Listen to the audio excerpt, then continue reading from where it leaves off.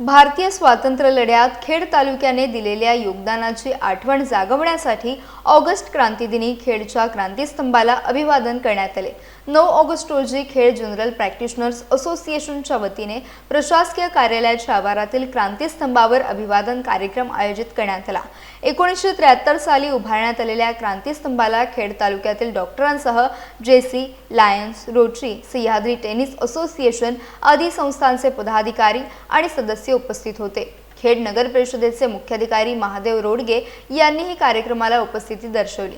स्वातंत्र्य लढ्यातील वीरांच्या शौर्याच्या स्मृती जपण्याचा हा उपक्रम स्तुत्य असल्याचं त्यांनी सांगितलं।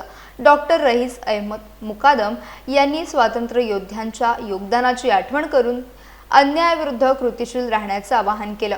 केजीपीए अध्यक्ष डॉक्टर परेश मळणगावकर यांनी भारतीय इतिहासातील विविध साम्राज्यांच्या कार्याची माहिती देत राष्ट्र रक्षणाच्या परंपरेची आठवण करून दिली।